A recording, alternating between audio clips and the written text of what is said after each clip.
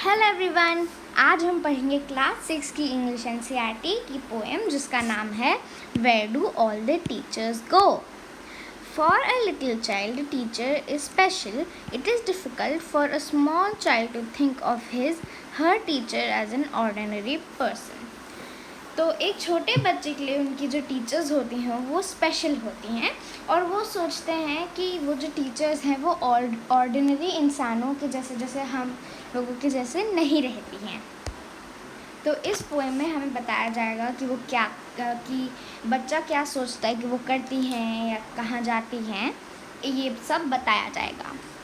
Where do all the teachers go when it's 4 o'clock? Do they live in houses and do they wash their socks? तो इस first paragraph में बच्चा पूछ रहा है कि सारी टीचर्स कहाँ जाती हैं जब 4 o'clock हो जाता है. क्या वो अपने घरों में रहती हैं और क्या वो अपने सॉक्स वॉश करती हैं? Do they wear pajamas and do they watch TV? क्या वो पजामाज पहनती हैं और टीवी देखती हैं? And do they pick their noses the same as you and me?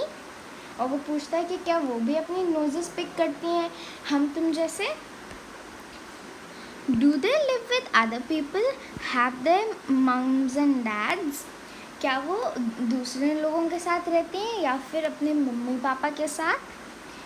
And were they ever children and were they ever bad? और कभी क्या वो बच्चे थे और कभी क्या वो बुरे थे? Did they ever never spell right? Did they ever make mistakes? क्या उनके साथ कभी ऐसा हुआ था कि उन्होंने कभी सही स्पेलिंग नहीं लिखी हो या फिर कभी मिस्टेक नहीं की हो या कभी मिस्टेक की हो? Were they punished in the corner if they pinched the chocolate flakes? क्या टीचर उन्हें कॉर्नर में ले जाकर पनिश करती थी अगर वो चॉकलेट खाते हुए मिलते थे क्लास में? Did they ever lose their hymn books? Did they ever leave their greens? क्या कभी उन्होंने जो उनकी पोएम की बुक्स होती हैं जिसे बोलते हैं हिम बुक्स, क्या कभी उन्होंने कभी खोई या फिर कभी उन्होंने अपनी ग्रीन मतलब कि ग्रीन वेजिटेबल्स नहीं खाई? Did they scribble on their desktops? Did they wear old dirty jeans? तो क्या कभी उन्होंने अपने जो स्कूल की डेस्क होती थी उसके टॉप पे स्क्रिबल किया या फिर कभी उन्होंने ओल्ड डर्टी जीन्स पहनी हो? I follow one back home today. I find out what they do. मैं एक टीचर को आज फॉलो करूँगा जब वो घर जा रही हूँ एंड मैं पता निकालूँगा कि वो क्या करती हैं. Then I put it in a poem that they can read to you. फिर मैं उस सबको एक पोम बना के पोम में कन्वर्ट कर दूँगा जो वो टीचर्स आप सब तुम लोगों को रीड कर सकें, लाइक रीड करके बता सकें. ऑल राइट एवरीवन, तो अब हमने पोम रीड कर ली है. So now we are going to write the word meanings first. So the first word is hymn book. A book containing a collection of hymns. Hymns are religious songs of Christians. Next is scribble. To write something quickly and carelessly. Now we need to make sentences. First word is scribble. We should not scribble on the wall. Okay, तो अब हम करेंगे question and answers. तो our first question is, why does the poet want to know where the teachers go at 4 o'clock? The poet does not consider teachers as ordinary persons. He feels that they are special human beings. Hence, he wants to know where the teachers go at 4 o'clock and what they do after the school hours. Let's see the next question. What other things normal people do that the poet talks about?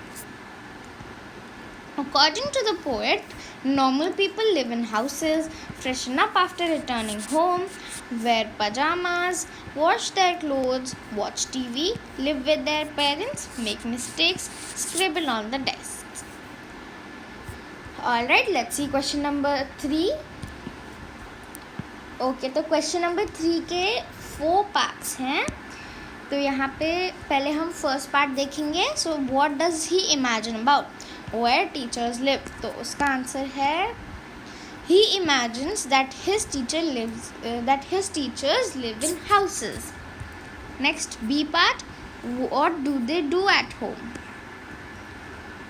He imagines if they wash their clothes and watch TV at home. Next, the people with whom they live. He imagines if they also have parents and children to live with them. Next, their activities when they are children in school. He imagines that they also did mischief and were punished. Okay, so अब देखते हैं question number 4. Why does the poet wonder if teachers also do things that the other people do? He wonders because his tender mind considers teachers as super beings or godlike creatures. Let's see the 5th question. How does the poet plan to find out what he will do? How does the poet plan to find out what will he do once he finds out? The poet plans to find out whether teachers are ordinary human beings by spying or following them on their way home after school hours. Once he finds out, he will write a poem.